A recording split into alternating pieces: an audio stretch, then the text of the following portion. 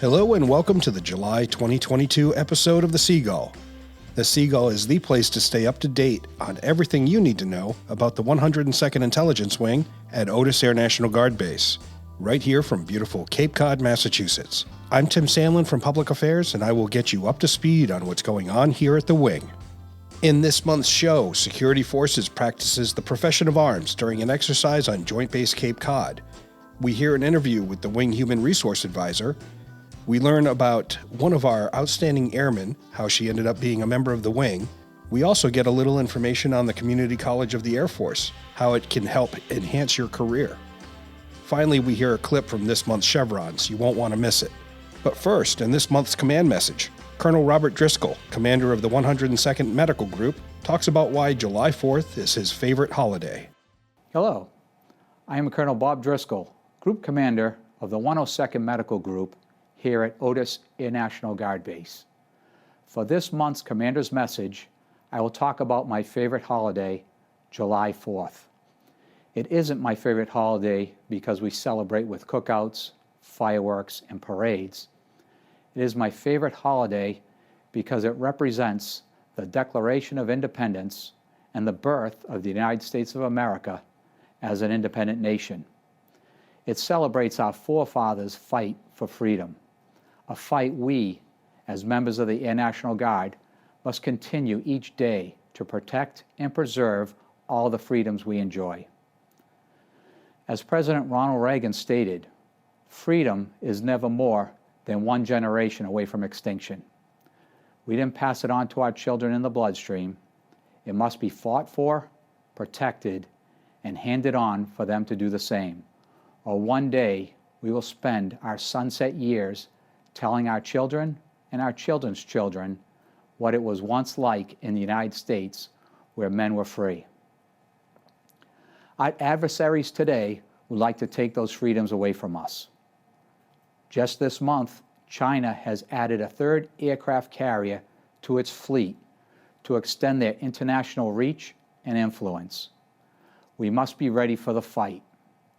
As our Wing Commander Colonel Riley has stated, we must be ready to fight tonight.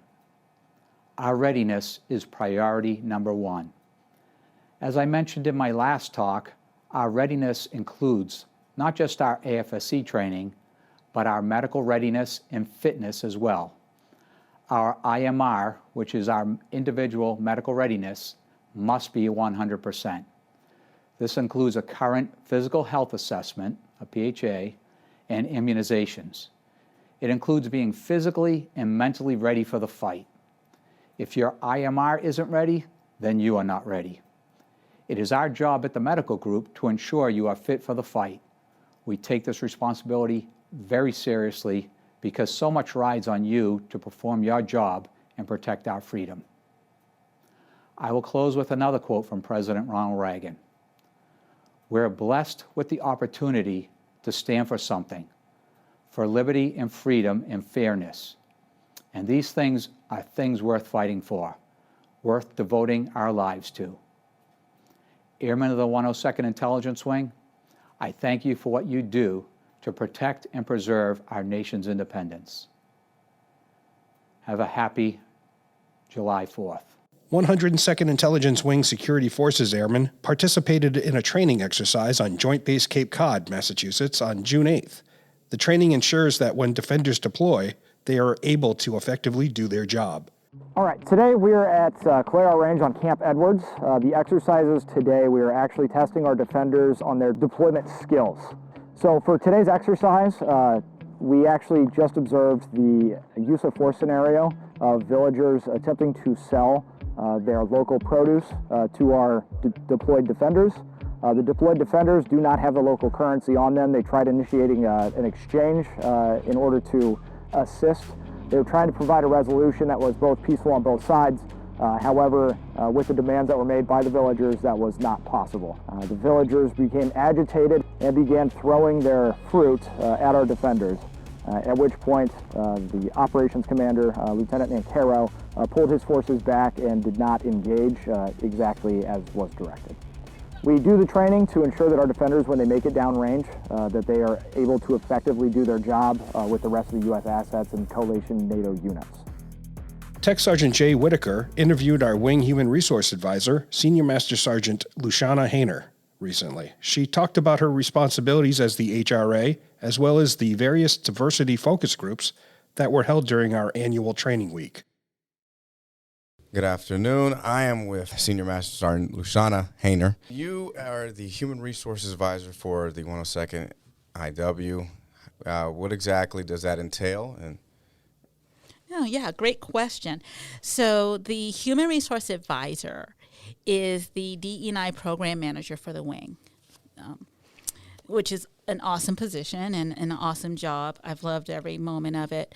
I do everything from just going around and talking with the 102nd members and engaging with them, hearing their stories, hearing their experiences, to doing what we refer to as diversity, equity, and inclusion training, which involves or includes unconscious bias training, microaggressions, like how to deal with those, how to navigate in that, and how to not have it be a hindrance in the work that we do, but also in your personal lives. Right. Yeah. In the last 2 years, obviously, as we record this, it's June 2022. Could you tell us about more of what you've experienced over the last 2 years in the wake of George Floyd, in the wake of civil unrest? How has that affected your position? For me, it actually going back a little bit before that, after George Floyd, being in this role, I got into this position, or I got selected for this position in August of 2019. Oh, wow. And then COVID happened. Right, yeah. So you got right in the thick of it. Then COVID happened, and so trying to get spun up because there's an orientation course that I have to take as a HRA. The class went from we're all heading out to McGee Tyson, yay, and meeting all each other, to we're all doing this virtually and we're figuring it out. And so that was that first hurdle for me of like this starting to be a reality check and a self-reflection. And then in the height of COVID, I was like, wow, this is some really deep stuff. Yeah. Right? Because COVID, I think, for us as a country, highlighted some of the hurdles we still had to overcome. Because you saw a difference in the different pockets of society that were being impacted and affected by COVID and the COVID treatment and the COVID rollout, and how there was still a lot of differences. In everything from patient treatment to just the rollout of the vaccinations. And so going, from that and then to layer that with George Floyd, and then you had the killing, the murder of Ahmaud. Right. And then we had Say Her Name and all of these things culminating. It was like the perfect storm. Right. And how do you navigate that, right? And then we had, this acknowledgement all of a sudden of Juneteenth. Right. With our commander-in-chief at the time. And so there was all of these different things going on that were, no matter how you identify, no matter what social economic status you were in, you were affected. And then as a Guard member, especially as a drill status Guards member, you were affected, and we had a lot of our Guard members being activated to support a lot of things that necessarily weren't always in line with their community. I see. And coming to terms with that, and having conversations with people who are like, yeah, I've been, activated to support security forces, and I'm being called a traitor by my own community. And so it was like, okay, how do I as an HRA navigate this? What do I do? What do I provide to speak and give voice to that. And for me, it was becoming more insistent on having conversations and doing trainings. So I actually, as soon as I was, before I had completed my orientation training, my predecessor was still a member of the wing, and we went crazy with just doing, we were talking to groups and squadrons and saying, we'll do a virtual training with you. Right. We need space for this. How do you want me to flex? I'll flex. And so because of COVID and the COVID restrictions, drills were all over the place. There was no definite consistency to that whole practice of 1 week in a month, the first weekend of the year. And so all of a sudden it was like, oh, we're drilling on the second weekend. I will make myself available. So for me, that was, and then, which I feel like this was also good for me. It was a personal improvement, reflection point as well with everything going on, because ever since I've been in, and I've been in now for over 26 years, I've always done something in IT, and until in 2013 or so, I became a first sergeant, and then I did 2 terms of that, and then I went from that to becoming an HRA. And so everything, even in my civilian job, was always about cybersecurity and tech. And all of a sudden there was this moment and this point of self-reflection for me, and being an HRA and seeing the impact that I could have, where I was like, I want to do this. I want to do this all the time. I want to make a difference in the world. And so I actually went back to school. That's awesome. I went back to school. I applied to and got accepted into the Tufts University's diversity leadership program. And amazingly, it's already been 2 years, and I'm just about done with it. But I remember a lot of people asking me, they're like, why are you doing this? Like, why this career change, and why this career? And my answer was always being a mom, a member of the military. This is how I can see having the most impact for my kids.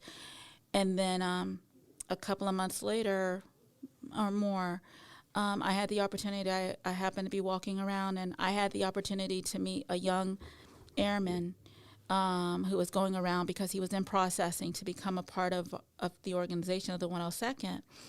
And I remember talking to him and telling him, hey, I'm the HRA, and these are all the things we were doing. And I'm looking at him, and I said, and I do this because of you, because I'm nearing retirement. But it's because of you. It's because I want you to have a phenomenal experience, and I want your experiences, the things that I have that are not the brightest moments, and being a member of the Guard, or being a member of the military, I want you to not have those. You're going to have different ones, but I don't want you to have the ones that I've had, that there's no reason for it. So yeah, that's the aha moments that I've had with COVID and all of the social unrest and being in uniform and being at this point in my life. Yeah, my goodness, that was a lot right there, and I'm grateful just for you for sharing that. Circling back to this week, we have AT training, so we've been doing a lot of lunch and learns. Could you tell us about that? Just your experience doing that. Yeah, so we reestablished the 102nd Diversity, Equity, and Inclusion Council recently. Yay! It was great to have it back online. And I decided I was going to take it in a slightly different way. Most Air National Guard wings have a diversity council of some sort. And they definitely do a lot of good things within their communities.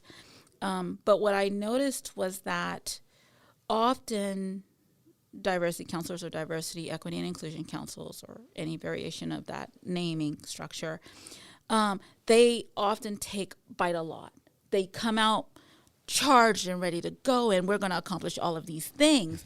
And inevitably what happens is you have a plethora of ideas, right? And it's like they're great ideas and they're really meant to improve the community, but then they look back over the year and go, okay, so what on our list did we actually accomplish? And I didn't want that for the 102nd. I see. So I said, we're gonna spin a little differently. We're gonna have the Diversity Council, but we're gonna do this thing called focus groups, which for people who also work in the civilian world, it's akin to ERGs, employee resource groups. And so with each focus group being representative or intended to represent a specific identity group. So like, for example, Asian American Pacific Islander, Right. as an example. And so, and the reason I did that was I said, each of these focus groups will have allies and members on it who identify that way, because they'll be able to streamline and focus on activities and events and sharing their stories and teaching about the awesome things that have happened that they want to champion and see more of, but also some of the hurdles and things that are specific to them, right. Versus saying, hey, Diversity Council, who covers all of these things, here, take on all of these issues, all of these good things, all of the things we want to see continue. And so I really put the onus on the focus group, with the Diversity Council kind of being there as a support. And so once that was really realized and had started to grow some legs to it, I said it would be great. We're out here for a week to do a focus group week. And so I sat down with the wing leadership, and they were like, oh yeah, that sounds like a great idea, run with it.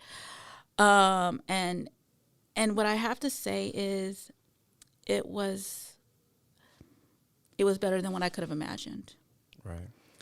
I went into it saying I want this to be an opportunity for some of the focus groups, because it was a week. It was only 5 days, so there was no way that each focus group could have something.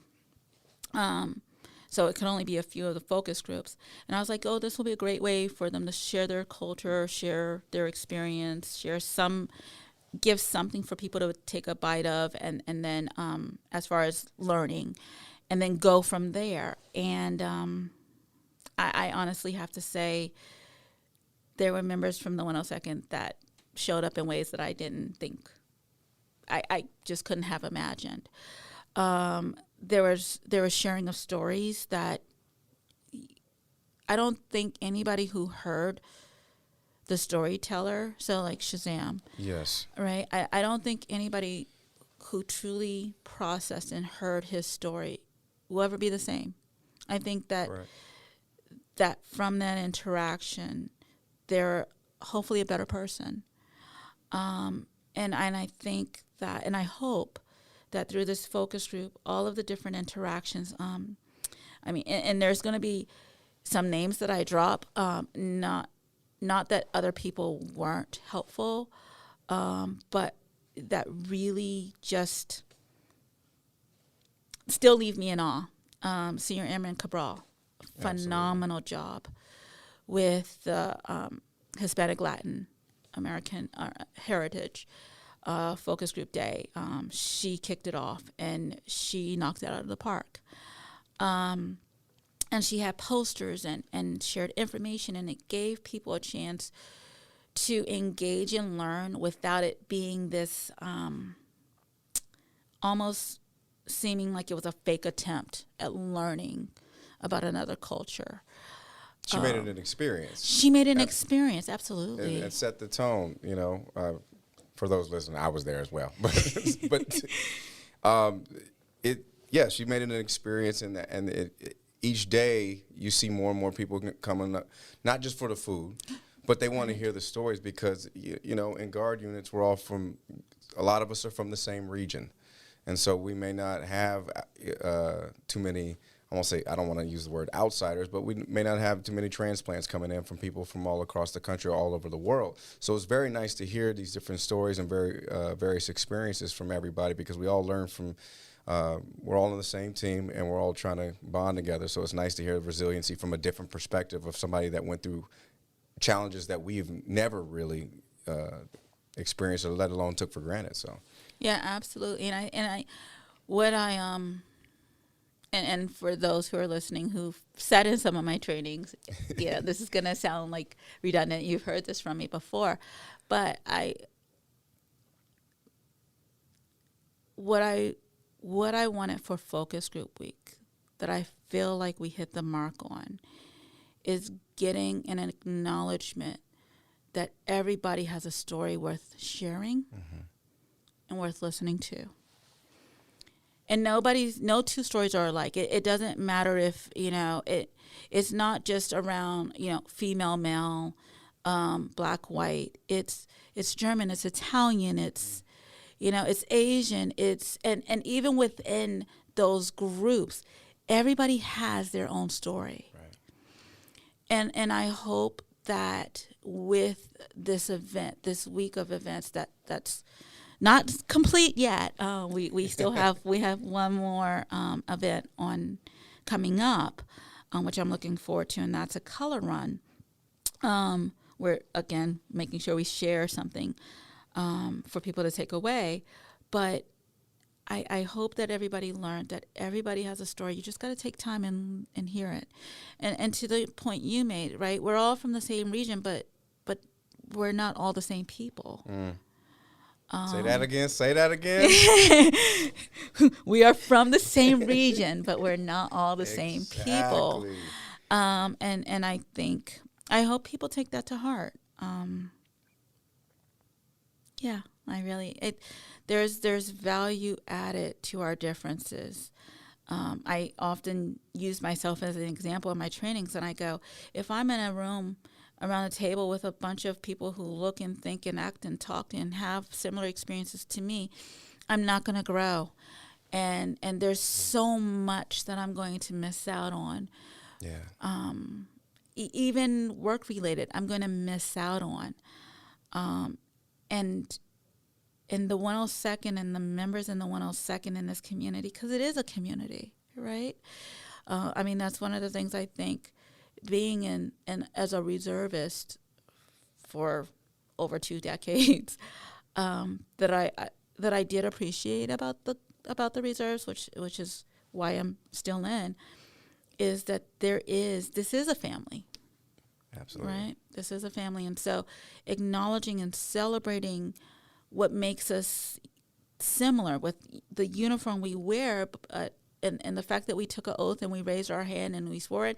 Even civilians make a commitment, right? So everybody makes a commitment. But even with that, there's so much more beyond that makes us a community. No. To anyone that is listening that may be like, what can I learn from a diversity focus group, or I don't know where I would fit in, or how I could help. What would you say to that person that may be listening? I would say, why is this for me? I would say showing up. Mm-hmm. We believe in no one left behind and making our mark. We're a part of an organization that's about making our mark. Right. And make your mark. Show up. Be a good wingman. Be a good airman. Be a good member in society. We all have something to learn. I look at my kids. They teach me every day. I engage with airmen who are half my age at this point, which is sad. Yeah, sad. It's okay. Sad. But I learn something by just talking. Right. And even bigger than that, I learn something by just listening. Right. So why join a focus group? How can you help? Especially if you don't identify as a certain group. Because it takes a village. Right. Because one person can't do it on their own. I'm going to get cliche-ish. I can think of a lot of different cliches, but I think, because if you care enough to be in, and if you care enough to say, I will go die for this person, then you should care enough to get to know that person. Absolutely. Absolutely. Well, thank you, Sergeant Hayner, for your time. I appreciate just everything that you've said today. Please, where can we find the Diversity Council? So Diversity Council and the focus groups, they kind of meet together. We kick off the meeting with the Diversity Council, and then we break off into our focus groups. We meet on Saturdays of drill, usually 11:30, sometimes 12:30. We meet after our top 3 meeting happens. So yeah, please stay tuned. And also one other thing to put out there is I am retiring. So there is an HRA slot open. Please put your name in for it. If I said anything that hit a soft space in your heart, and you know, this is a podcast, so unless you know me, you don't really know me. I'm a Black female. Okay. DE&I professionals, there is no specific type. I see. It's, do you have the passion and do you believe? You have to have those things. Everything else comes. They train you, they prepare you, they give you the knowledge.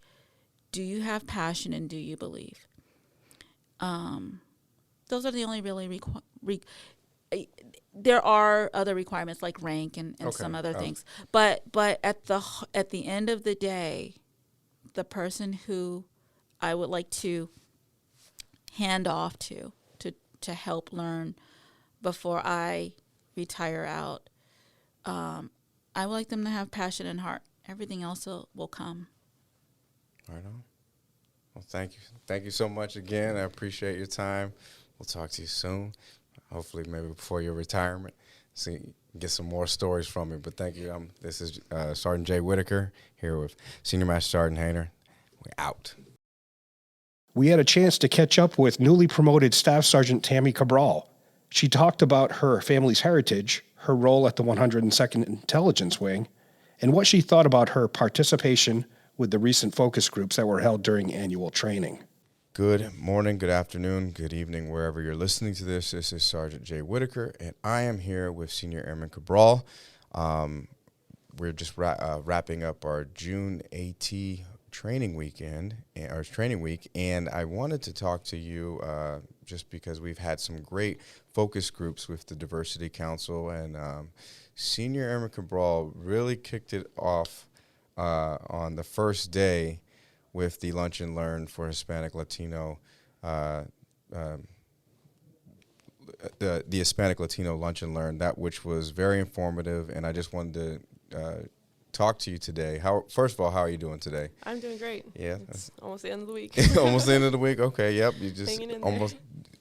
Training's going good, and Yep. everything else is gravy, and you're feeling good about everything. So real quick, I just want to get into you kicked off the Lunch and Learns, and I felt like you set a great tone for, all the focus groups moving forward. You prepared some amazing food for us. First of all, could you tell us about just what it was like doing preparing all that food and getting the Lunch and Learn? Tell me about that process. Yeah, so the past few months have been a little busy, so it was kind of like last minute, like, what do I do? How do I portray? How do I show my culture to other people? So food is something everyone likes, and I feel like that brings everyone together. So all the food that I ordered and brought in were either from a family member or a family friend that I personally knew that have small businesses. So it was awesome to also incorporate that, supporting small businesses, and for them too, it was pretty awesome to know that, I was bringing it to a military base, the Air Force is going to celebrate our culture, and enjoy what you do. Absolutely. What were some of the items that were prepared? So we had Dominican paellas, which was the rice cooked with the seafood. I remember. Very good. That was very good. We had the pastelitos with chicken and cheese and beef and cheese. All right. Or empanadas, really good. We had the Brazilian pão de queijo, which is like a cheese bread. Yes, y'all were still for those listening, they were still making these in the oven. That y'all kept bringing them out because those everybody just kept gobbling those up. So those are very tasty. So thank you. Yep. We had tres leches cake. We had brigadeiros, which were like the chocolate balls, and then we had like the grape filled one, which was popular. Right. That was that the one with the sparkles on it. Yeah. Yep. That was a delicious one. I love that one. That was very good. So then we had flan as well. Flan, yes. Another popular one was the peanut candy. Yeah. The ground peanut. Yeah. I ate a lot that day. Okay. Like, I heard it was similar to inside of a Reese's. That was like the best comparison. yeah. No. It was great, and it was just it was a beautiful day. And you had a special guest with you that Yes, day. I had my sister. Shout out to her. Without her, it wouldn't be possible to make it. So it was a good moment to have her with me here and celebrate our culture and to see, like, you know, my side, my military culture as well. Right. Well, and so I guess my follow-up question is just these lunch and learns. Why do you feel that they're important to not, you know, to airmen in the Air Force? And I think it's important to know everyone's story, especially this week was amazing. Yeah. You know, listening to everyone share their story, and you know, you put a story to a face, and it makes it more family. Yeah. I feel like that's the difference between the other branches. You know, we always say Air Force is a family, and I feel like it's really important to know where people come from, what they've been through to be here today. Mm-hmm. Like I said, most people take it for granted. You know, you turn 18, I want to join the military, but for some people, it's not like that.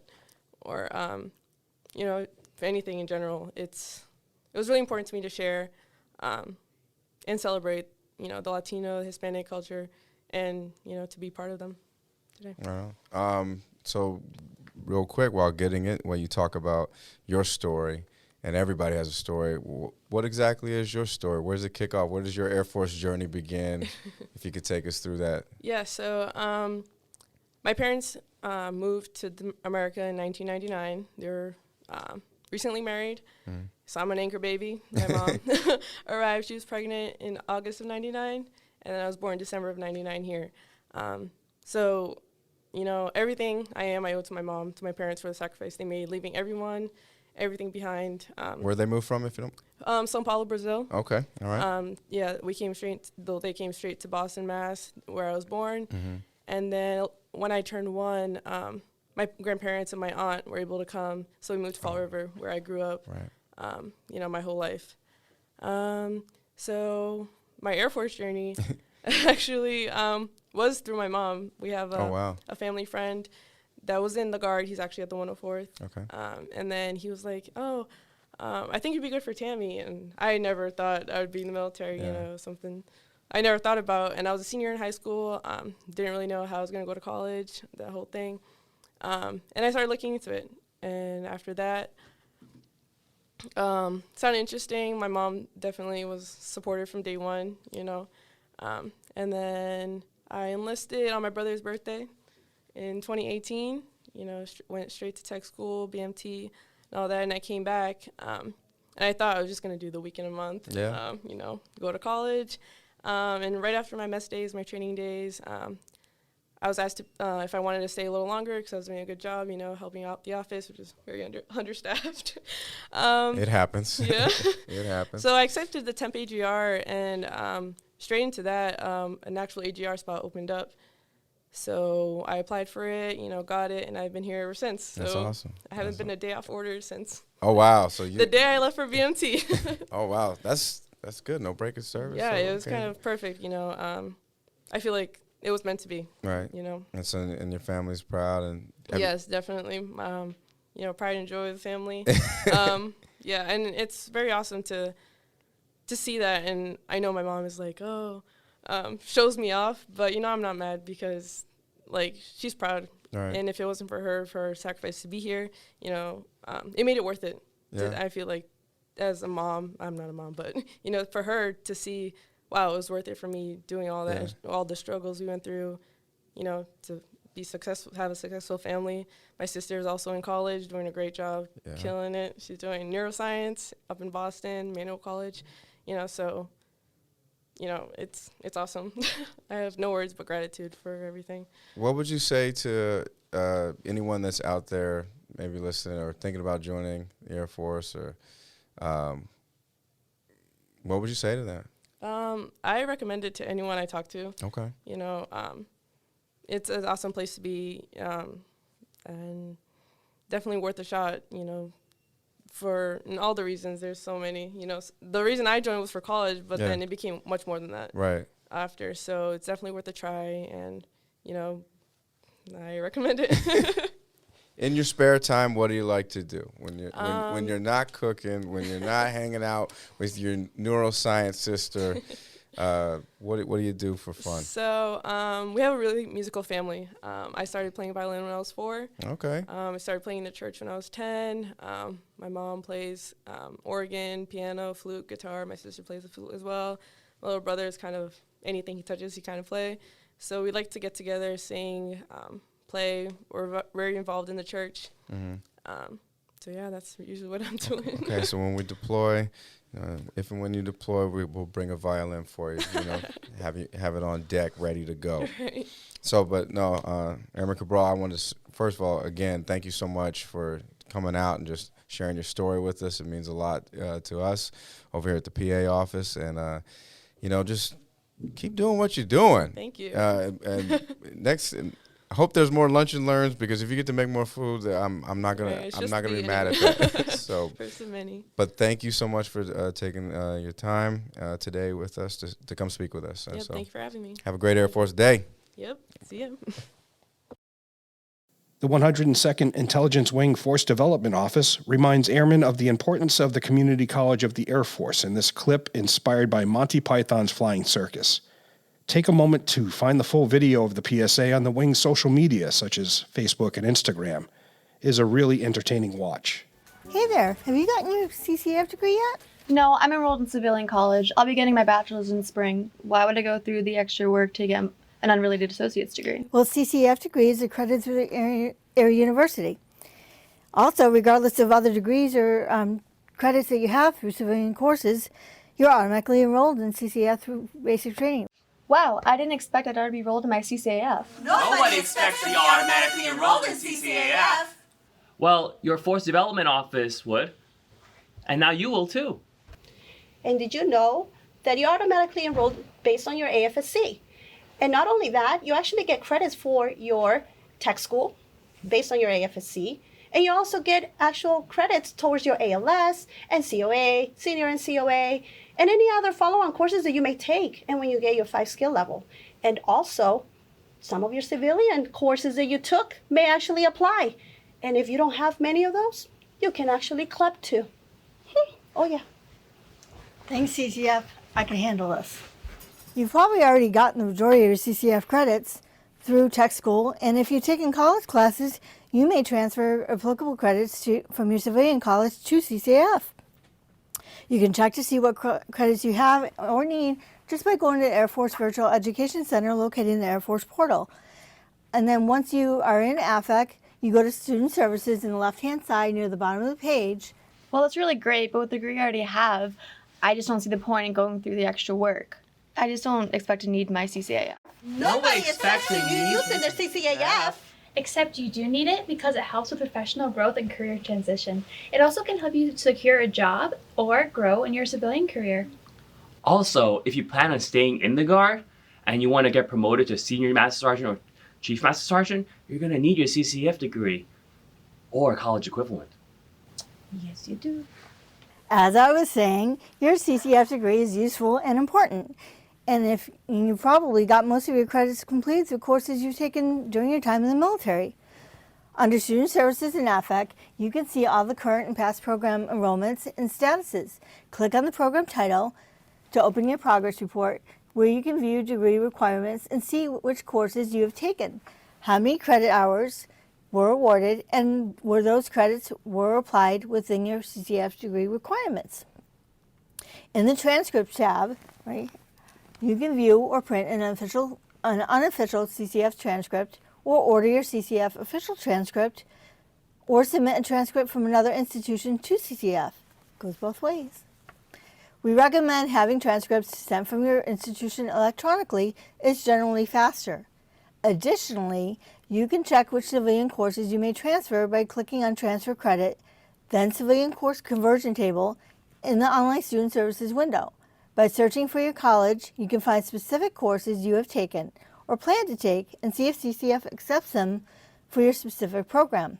Once all needed credits have been completed, as identified by your progress report in your CCF program, you have obtained your 5 level in your AFSC, notify the Force Development Office, and they'll nominate you for your graduation.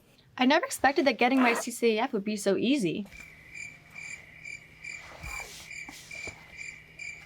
I never expected getting my CCAF would be so easy.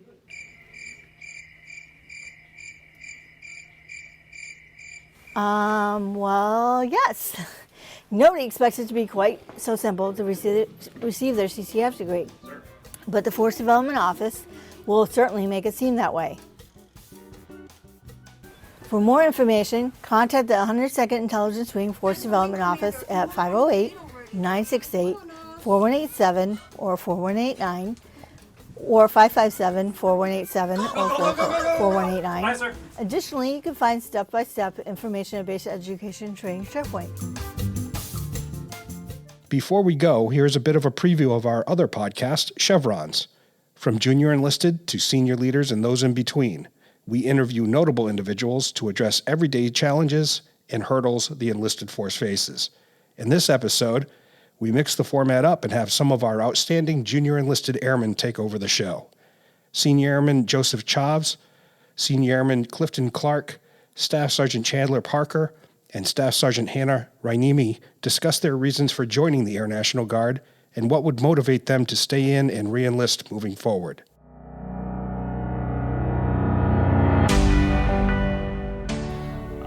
Another reason why I would stay is the family aspect.